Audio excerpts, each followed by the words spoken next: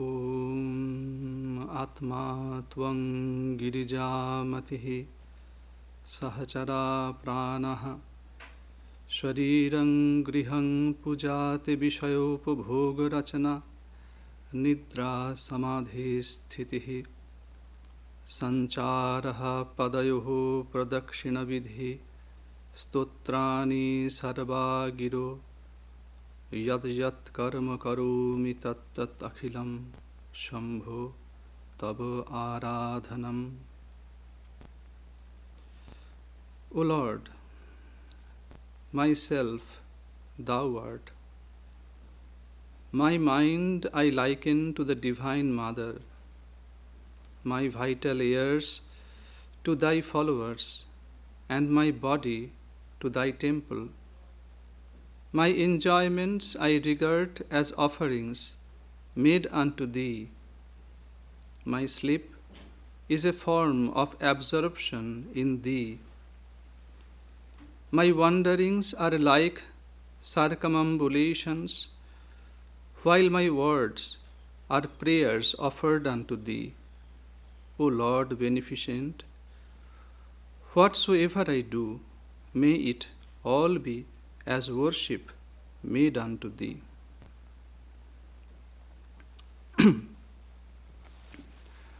Good morning to all.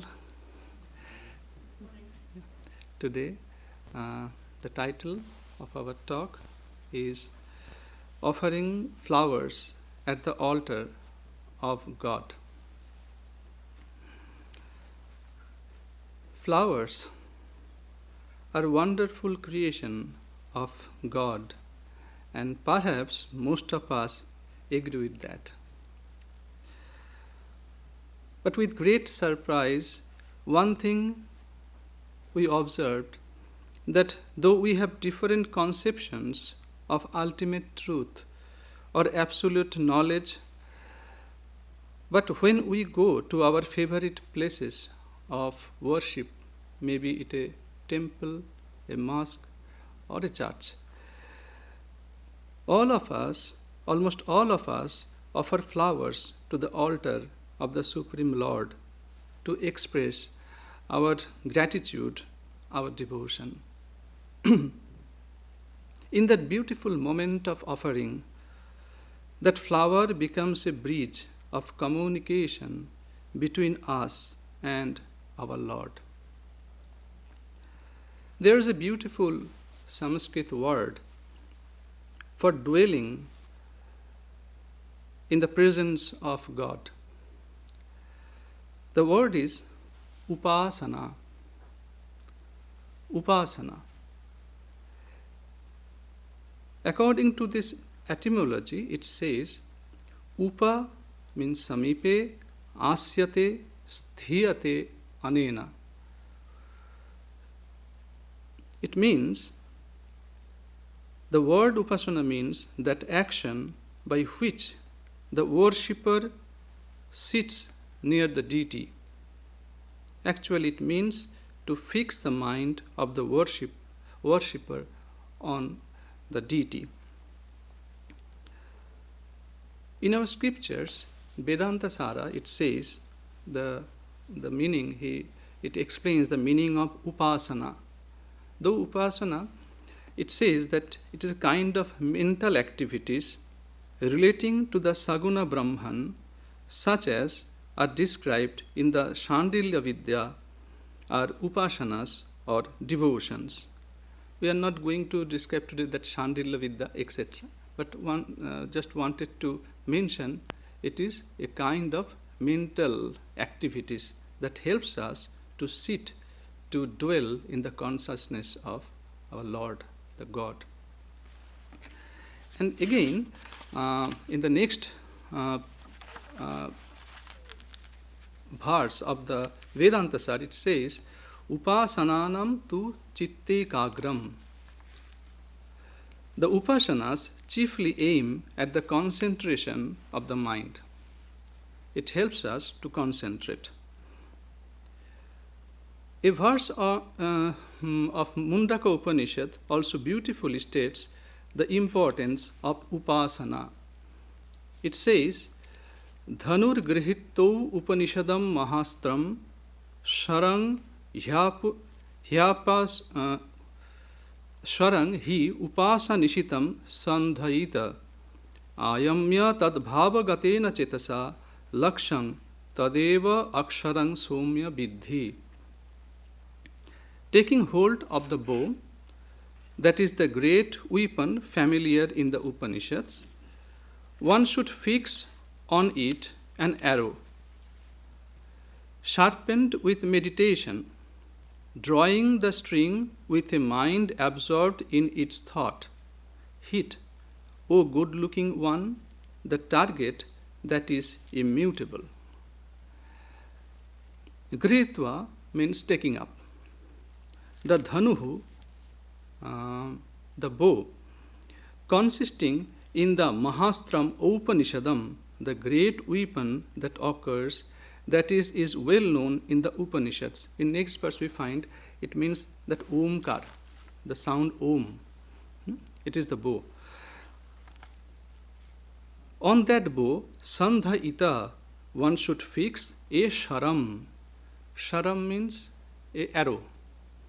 So here, what is that arrow? The individual self, or self. What kind of arrow? That is being stated, upasa nishitam, sharpened, that is to say, purified by constant meditation.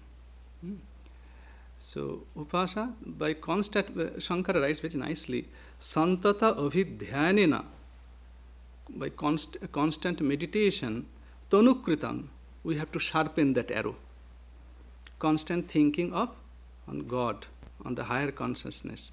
Constant, like before the warfare, a archer that generally does that. So, samaskritam, purification.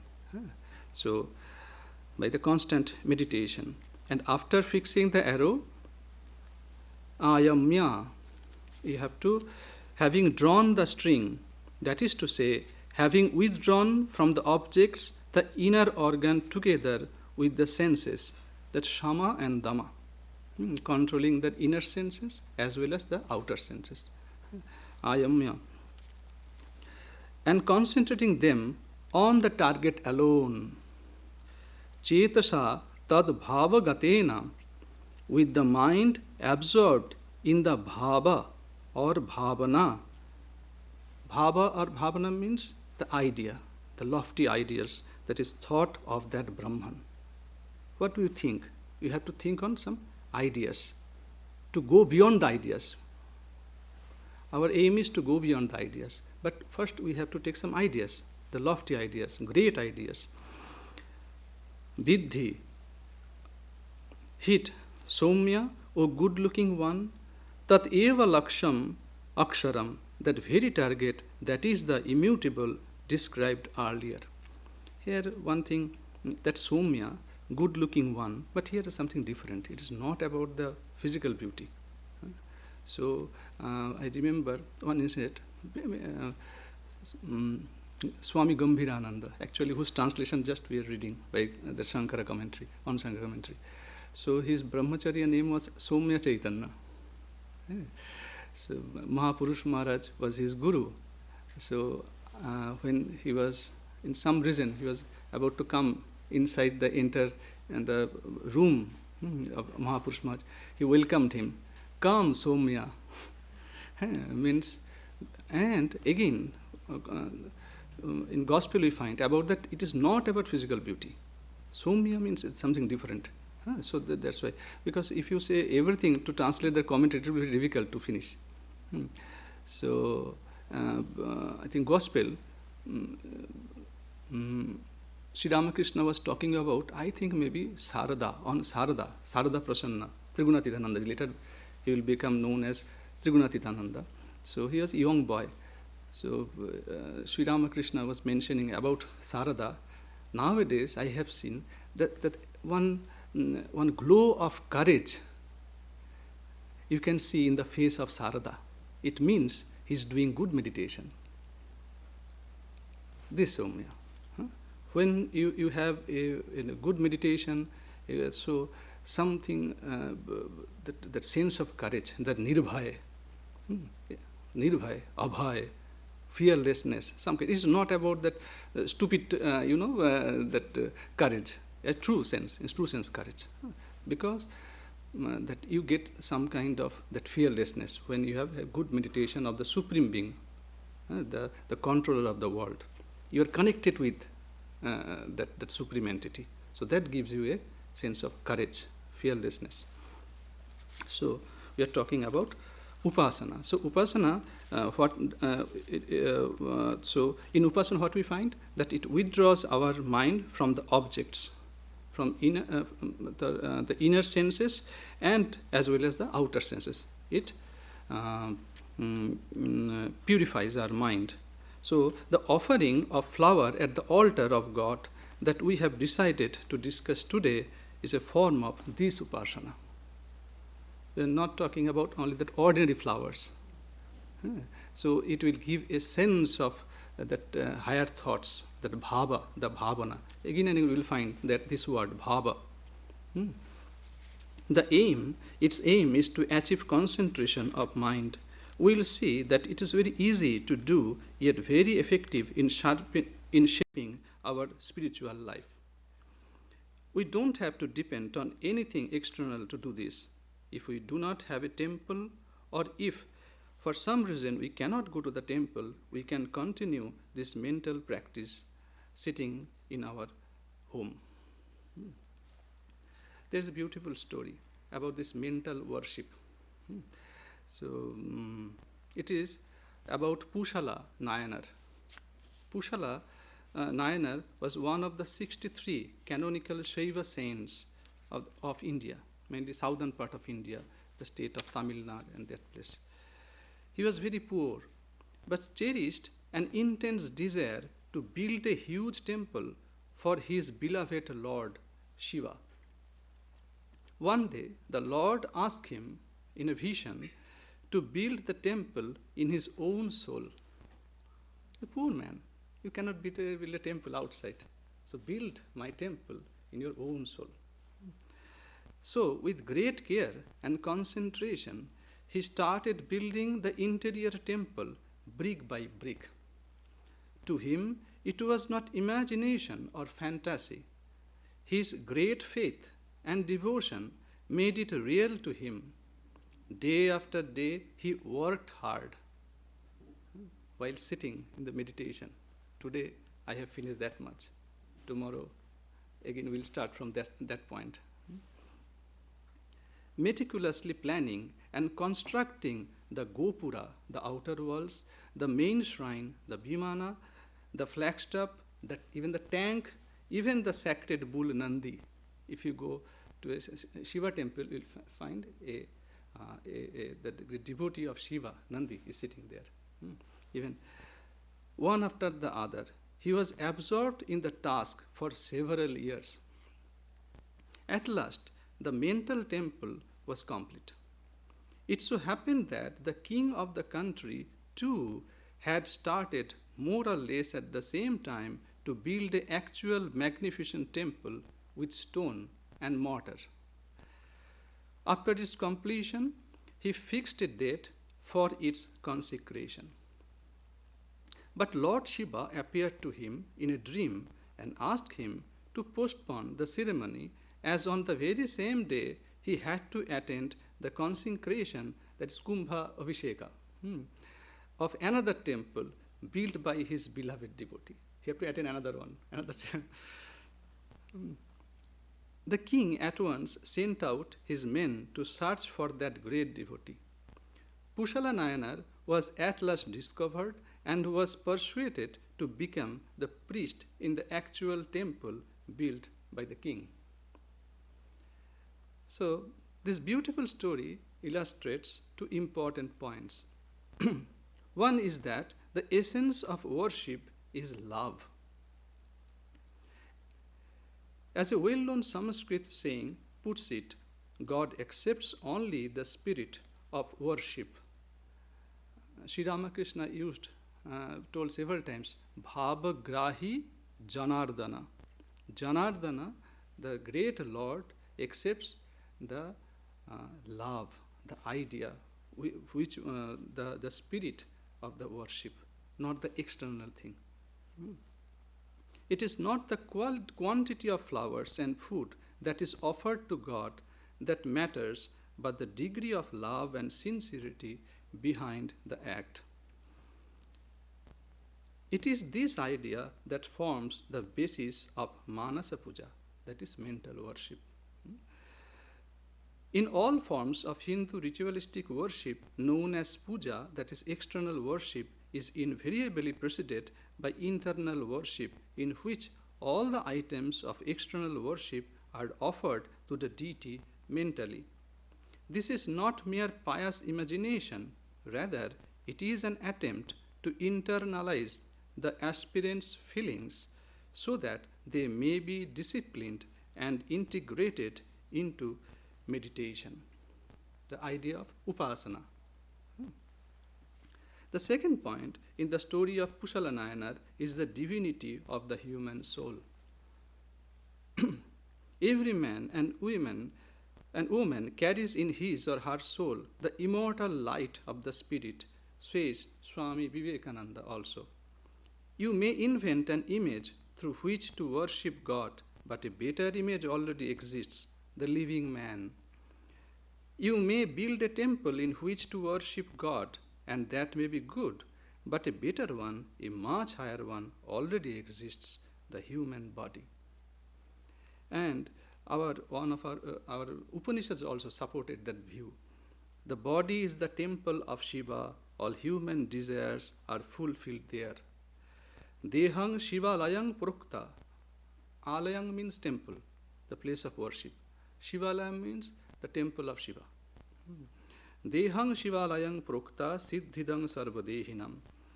Again, the body is the temple of God and the individual self is Shiva, the Absolute. Deho Devalaya Proktaha Sa Jivaha Kevalaha Shivaha. So it was Shivalaya. This is Devalaya. Same. Alaya means temple, the place. It is a place of worship of Shiva or is it a Deva, without mentioning the name. So, but here, who is the deity? Sajivaha Kevalaha Shivaha. That here, the individual self is Shiva, the Absolute.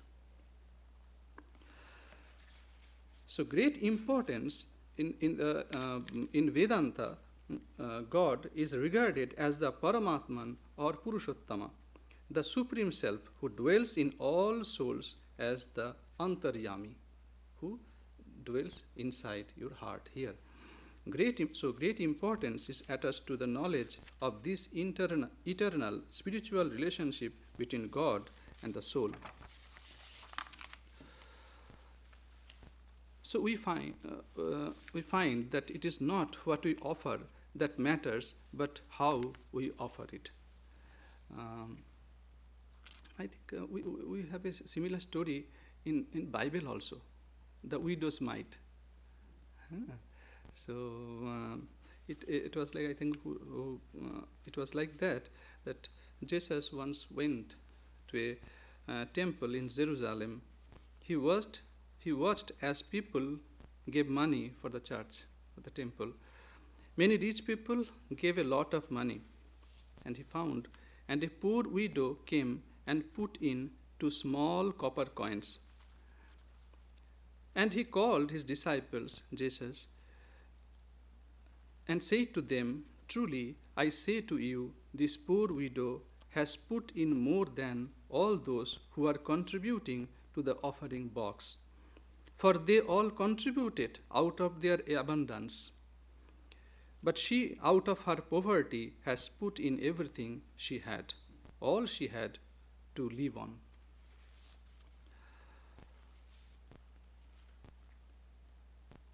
Worship in Hinduism is based on 3 fundamental principles.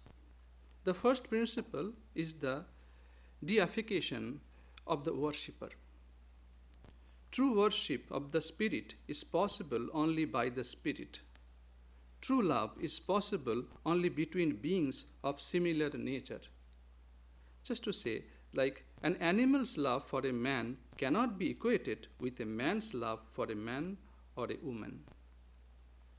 In order to love or worship a god or goddess, man should become a god or a goddess himself.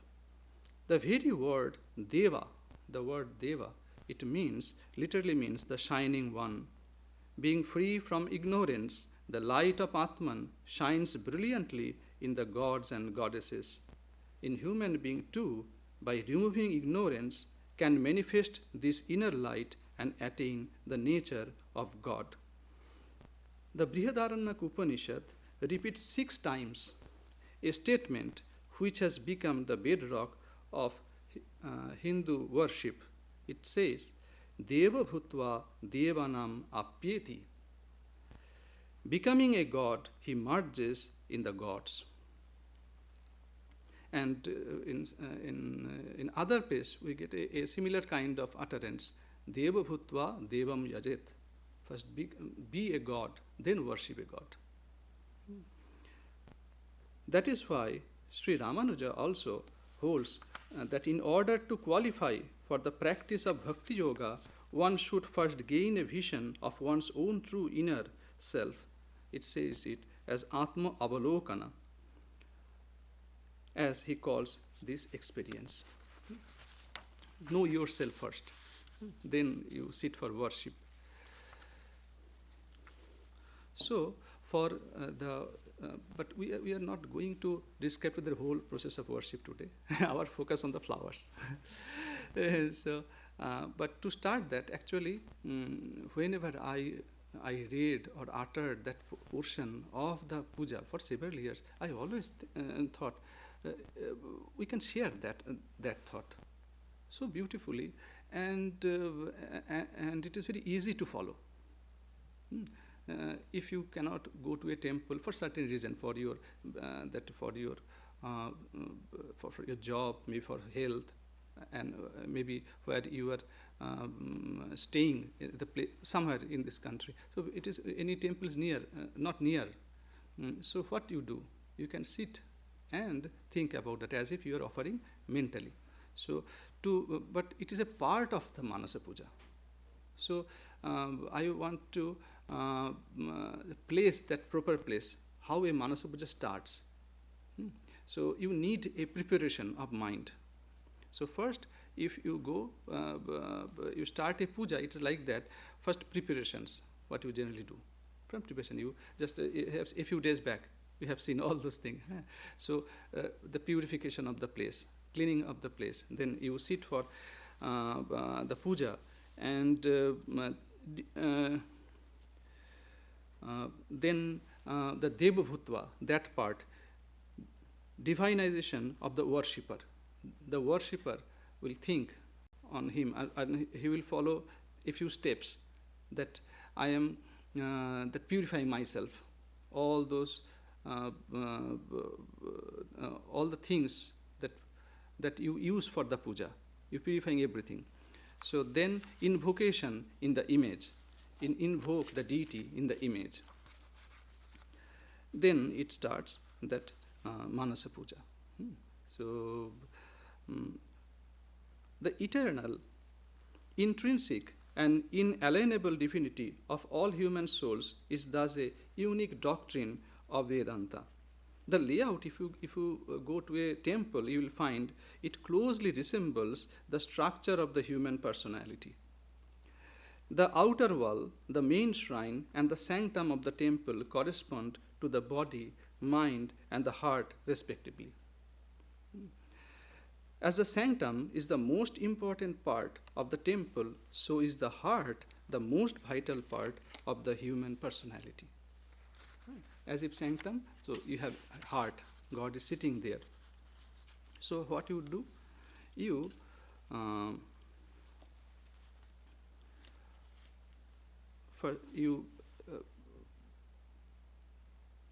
can invite the God as an honored guest.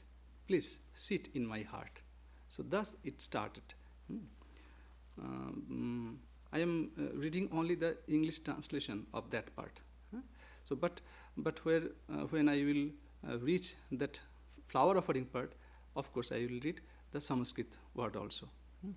So it says, first imagine an ocean of nectar in the lotus of the heart. Then mentally offer the lotus of the heart itself as the seat. So first, if a guest comes, you offer a seat. Please sit here. So your heart is the seat. Then extending welcome, offer water or padya.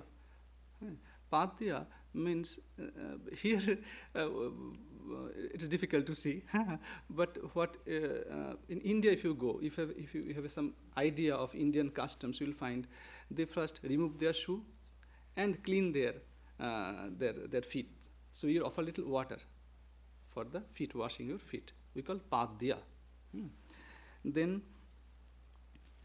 the nectar issuing from the 1,000-petal lotus in the head region for washing the feet. And what is the water?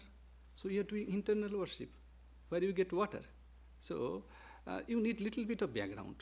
So I think all of you have some idea about some of the fine yogic chakras in human body. So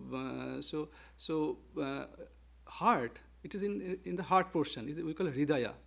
So then you find Vishuddha, Agya and Sahasrara above. I am not going to the downward, upward. If you go, so Sahasrara is a 1,000-petaled lotus, a big lotus, 1,000-petaled lotus. So just from there, a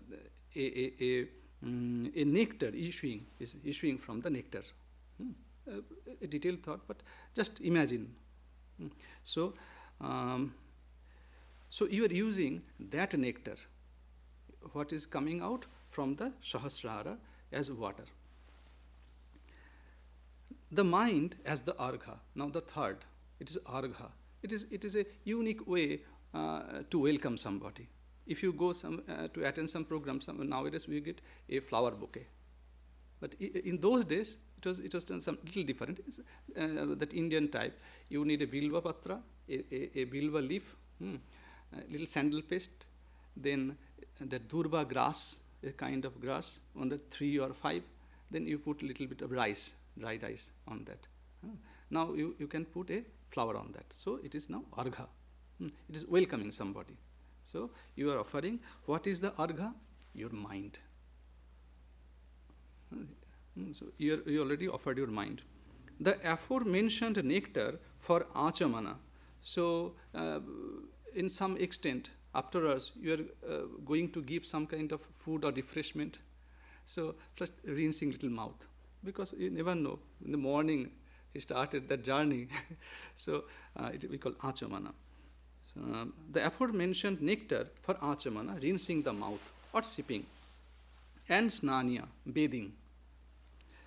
The principle of sky as the cloth. So after the bathing, you need some a new cloth or maybe a towel. So what is that? It is the principal sky as the cloth.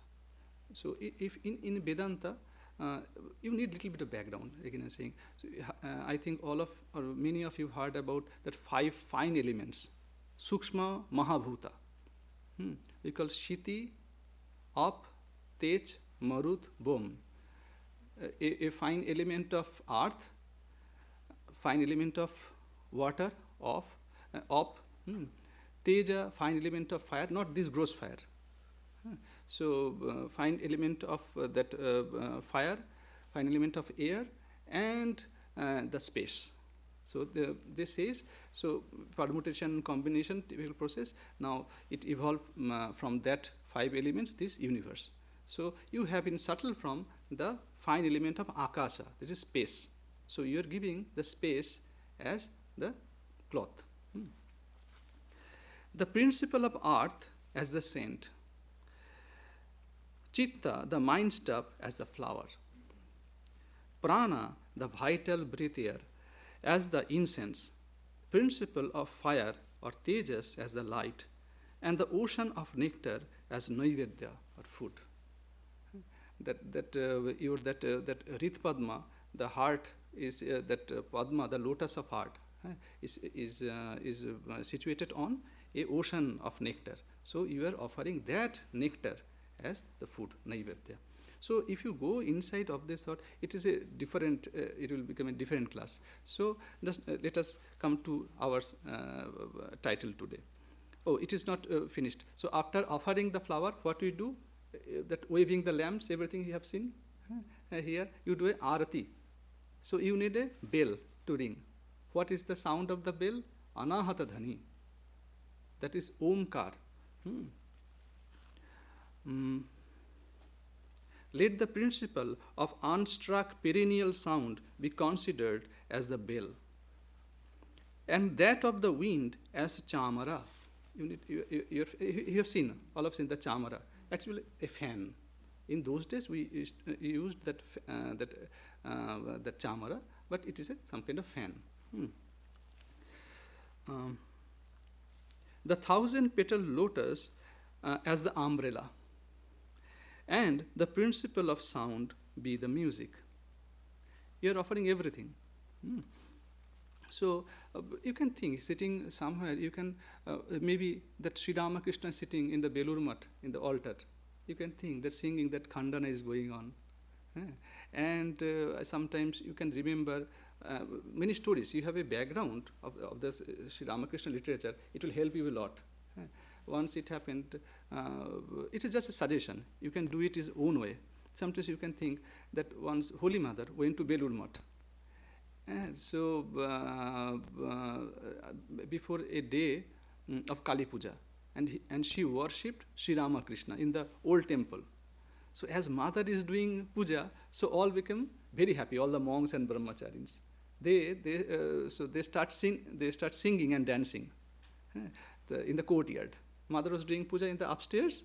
So as mother is doing puja, Saradevi is doing puja to Sri Ramakrishna, all being happy. Mother is doing today puja. So they were singing. Mother has come. Now she will take us in her lap. That was the word. So, and Swamiji was not in good health, Swami Vivekananda. But hearing the sound, he cannot resist himself. He came down from his room and he joined in the dance and started playing the khol and the drum. So you can imagine, you are offering that music and dance.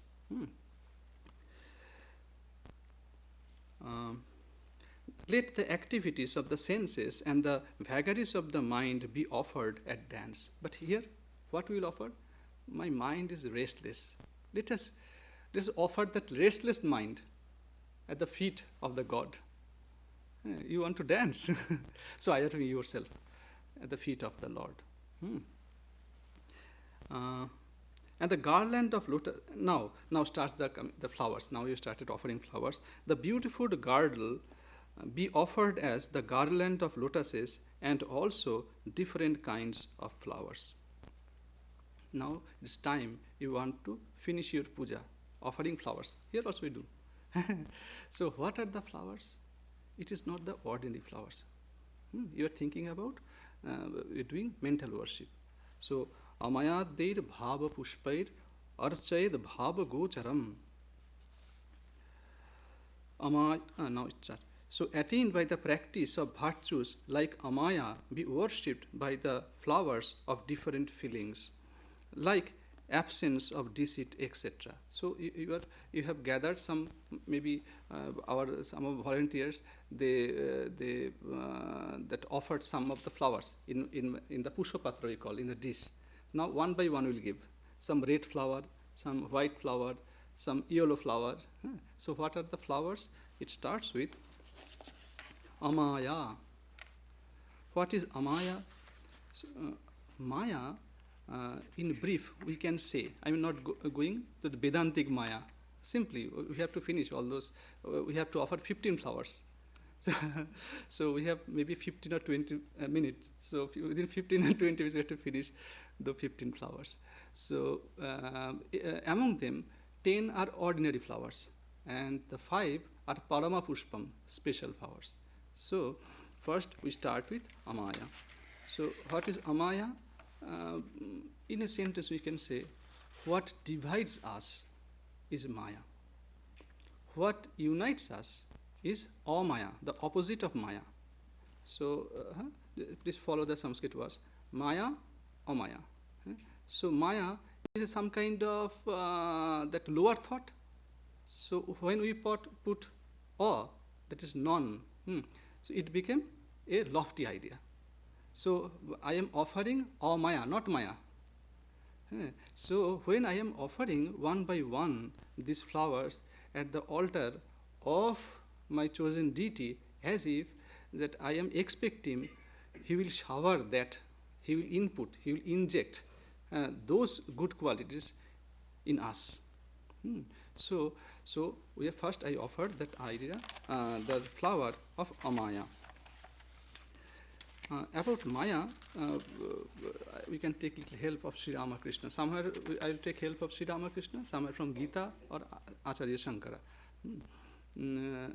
He said one day, Sri Ramakrishna sitting on the cot, and to make them understand the disciples, he put a gamcha, a towel, gamcha, a thin towel, so a towel in his hand, and he said, just look, I am creating a barrier in front of my face with this towel. Now you can't see me.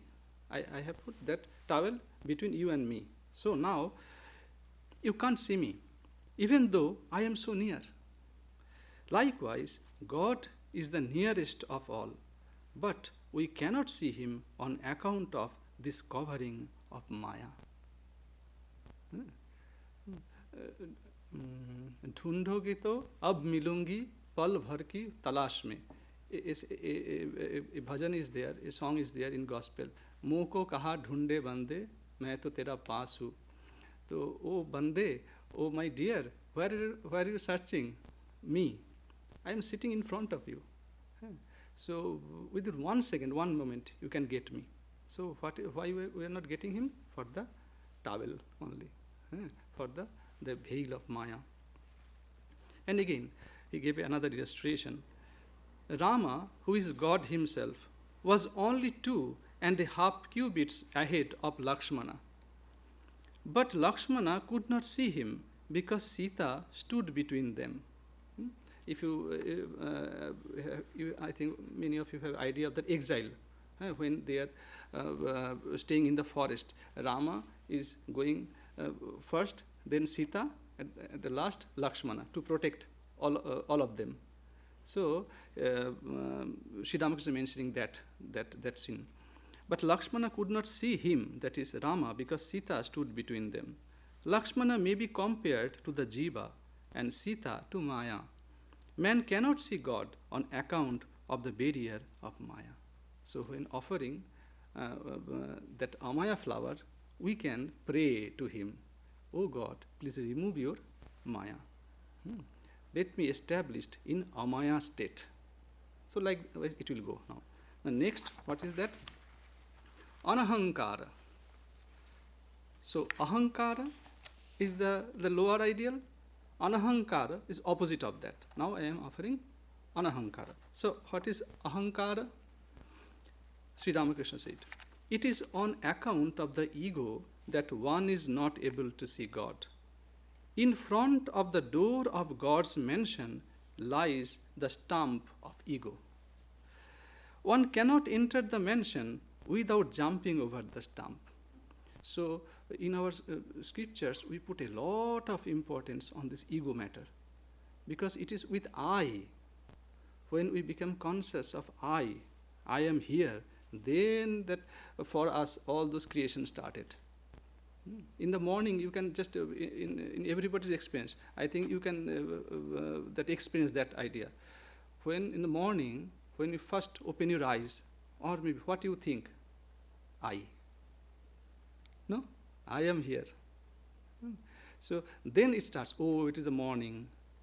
So I have to turn on the lights or the geyser in it is winter, or I have to that all those things starts. So like that. So in our this creation also, that with I. So when you overcome that I, it is a illumination. It is a realization. So there was once a man who had acquired the power to tame ghosts, Typical Indian story.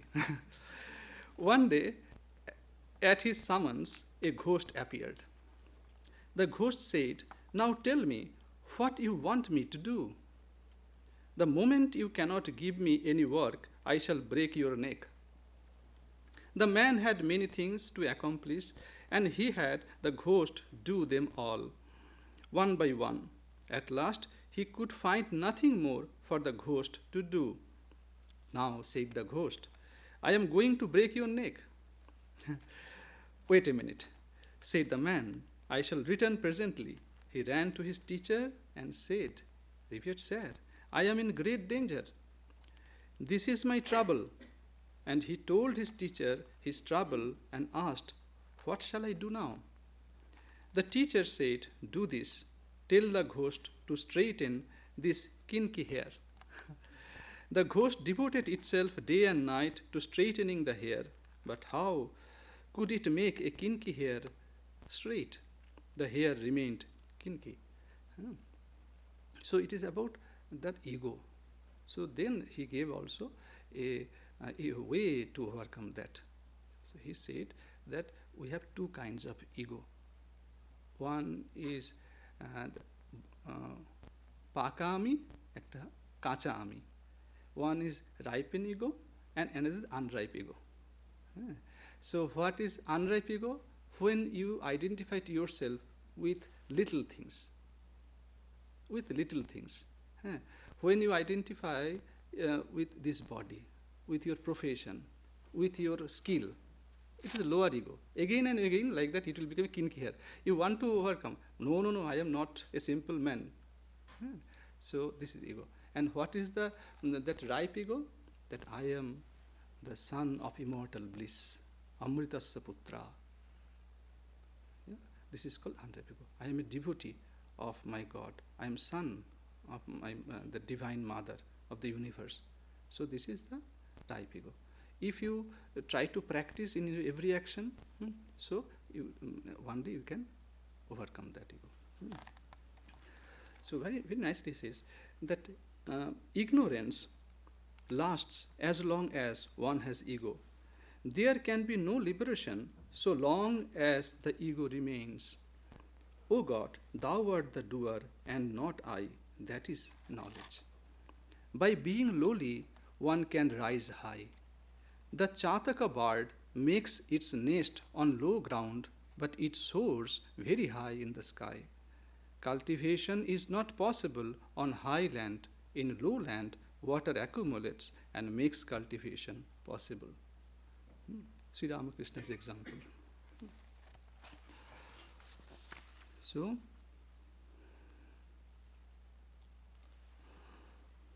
then aragam, amayam, anahankaram, aragam, amadam tatha.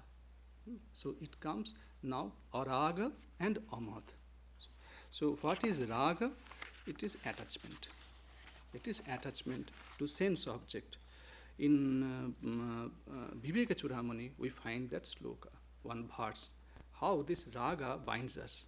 It says that ya esha mudha vishayeshu vadhya ragoru pashena sudurdamena ayanti niryantidhi adha urdham uchchaha swakarma dutena javena nita.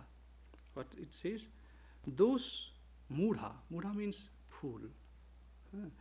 Those fools who are tied to these sense objects by the stout of attachment, so very difficult to snap, come and depart, up and down, led quickly by the powerful emissary of one's own action. So this attachment, not in this life, in next life also, if you believe in the idea of karma. So this attachment, your own swakarma duta, what you have did, that fruit of that action, it acts as an emissary. And sometimes it takes the jivatman to higher birth and lower birth. Higher birth means that in better body, with better mind, like that. And lower means with more stupid mind, with dull mind, maybe in lower births also. So, one's own karma in the form of dharma or adharma is the cause of one's going up or coming down like a court peon, giving another example, Indian kind of example, like a court peon taking a witness to the courtroom upstairs and then downstairs, holding your hand. You have to go there. You have to go. So you are not free. Somebody that has caught you. So to be careful while handling sense objects. Important thing. So in Gita, we found that raga and dvesha. So that dvesha, discussion of desha will come afterwards, but let me finish that part of desha here itself. So it says, raga dvesha viyukteistu vishayan indreishcharan atmavashyi vidheyatma prasadam adhigacchati. Who is but one who controls the mind and is free from attachment and aversion. So it's opposite of raga. Dvesha, raga and dvesha. So, who is but one who controls the mind and is free from attachment and aversion, even while using the objects of the senses, attains the grace of God. So before the three beautiful slokas has given in second chapter of Bhagavad Gita. You can follow. So like while I can read out only that translation part. While contemplating on the objects to the senses, one develops attachment to them. You can feel it. Buy simply a pen you buy from the market, keep in your bed and go for shower. And after returning shower, if you could not find that one, where's my pen? So you just bought that pen, kept on your bed, just went to shower. In between, within seconds, you have started, that some connection has been made between pen and you. So just now forget about pain. Now if you think about land or all those things, land, money, wealth. So while contemplating on the object of the senses, one develops attachment to them. Attachment leads to desire, and from desire arises anger. Who took it? My pen? Anger leads to clouding of judgment. Maybe he, maybe she, maybe that. Judgment. Which results in bewilderment of memory. You forgot it was just a pen. And you are accusing your most beloved, your friends. So when memory is bewildered, the intellect gets destroyed. And when the intellect is destroyed, one is ruined. Because it is intellect that leads you in the path of life, your journey. So, but one who controls the mind and is free from attachment and aversion, even while using the objects of the senses, attains the grace of God. So, the next comes Aragam amadang tatha. Mada. So, I have not much to say. So, it says, I found in 18th chapter, Shankara says, Madang means Vishaya Sevam Atmana Bahumanyamanaha Matta Iva Madam Eva. So what is it's some kind of state of mind, like intoxicated. That intoxication you get after drinking wine, maybe that kind of the intoxication, that intoxicated mind. It cannot think well. Madam. So following certain we call vritti, modification of mind. You are absorbed in that. So Sridham Krishna also used that word. Let me finish that what Acharya Shankara says.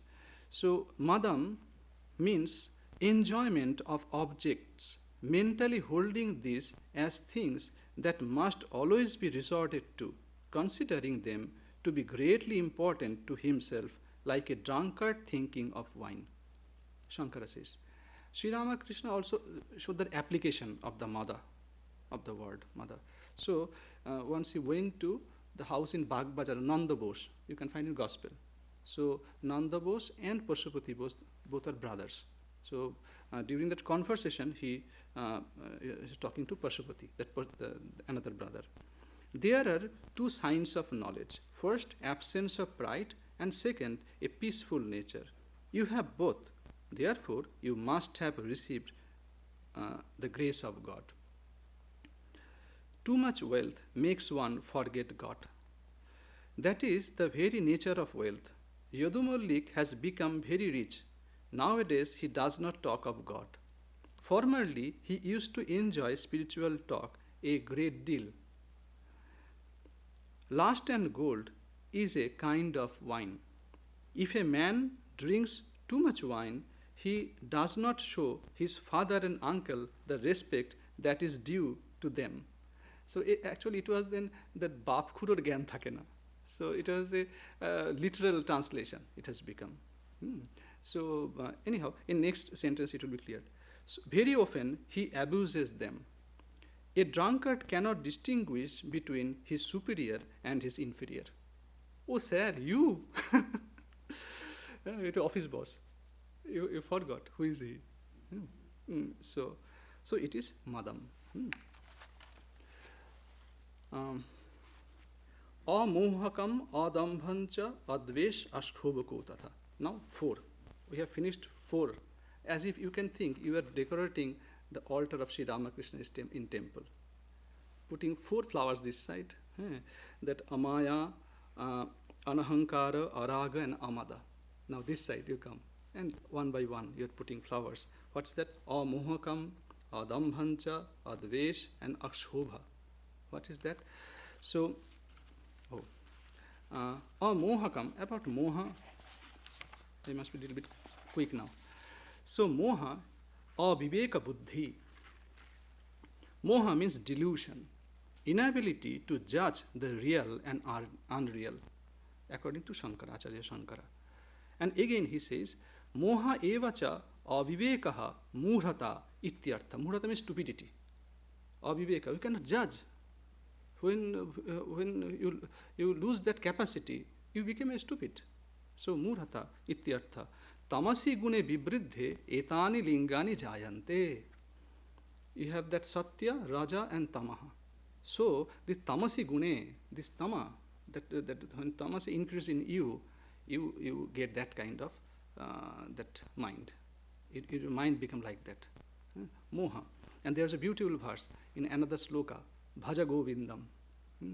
Shankara says, Satsangatve nissangattam, nissangatve nirmohakatvam, nirmohotyam, nirmohotve nischalatattvam, nischalatatve jivan mukti. Jivan mukti means liberation while alive in this body. You are a free soul, in real sense. You are a free soul. So what does it say? Good association breeds detachment to the sense object. That I should not say that it is that that in small objects of value, small value, objects of small values, detachment from the objects of small value, little value. So good association breeds detachment.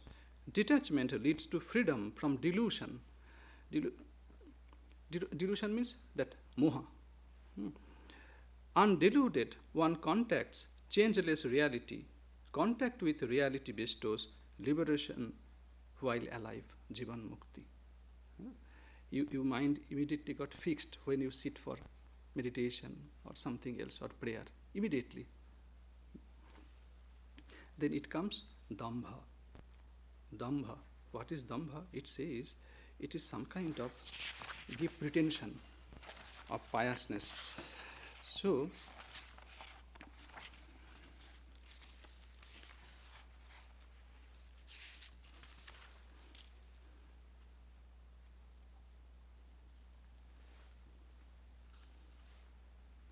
absence of pretentiousness. Using your such kind of word, you want to show something, what you not actually. We call dharma dhvajitvam. Dharma means that you are a pious person, whatever else, you are dharmic.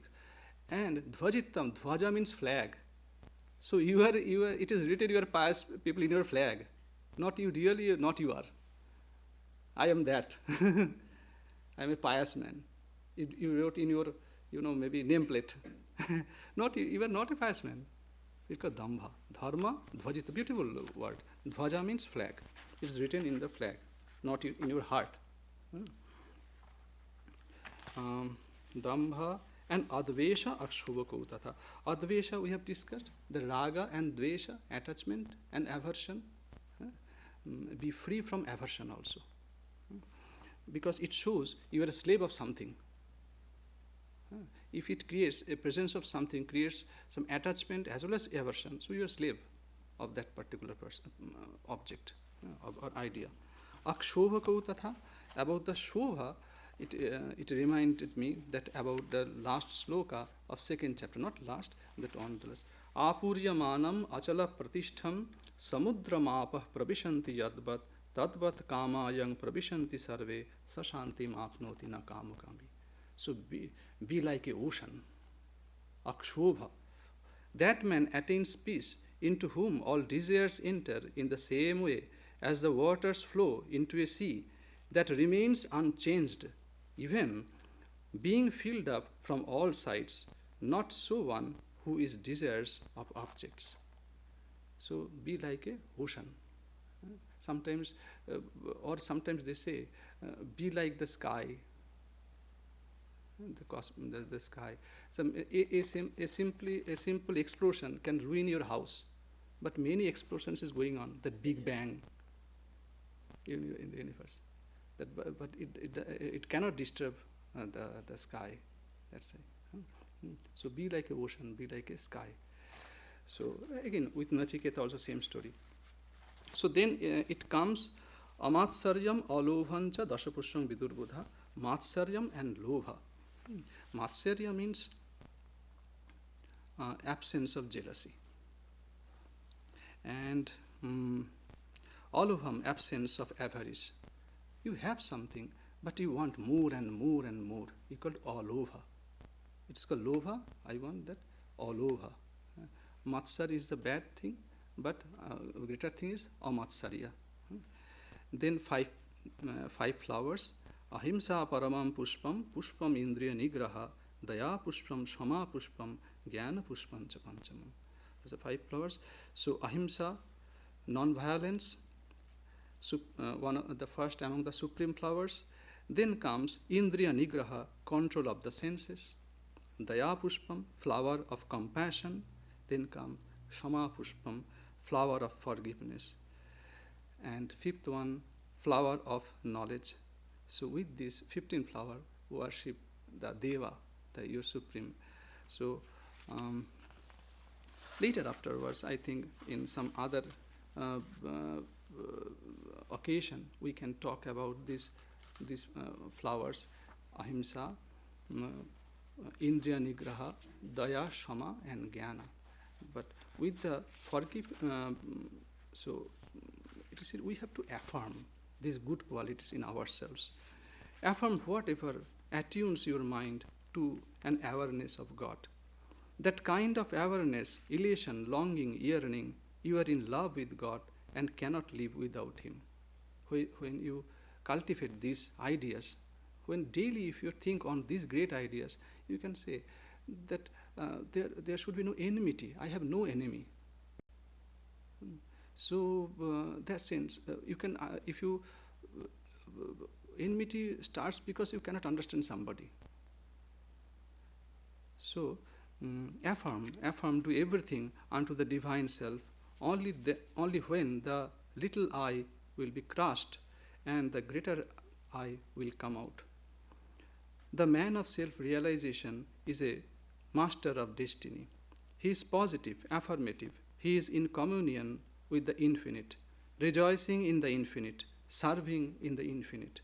That communion is continuously going on in the heart of a knower of God. The Jnana Pushpam, the supreme knowledge, it says that when you are established in Jnana, it will happen to you.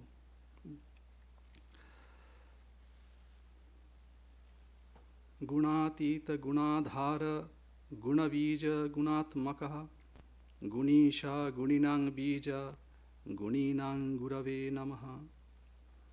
Thou art the one beyond all attributes, yet thou supportest them all. Thou art the origin of all attributes, and abidest in them as their self. Thou art the Lord of those who possess noble attributes, noble qualities. Thou art also their progenitor and teacher. Salutations to thee. Salutation to thee. Salutations to thee. Om Shanti, Shanti, Shanti. Om peace, peace, peace.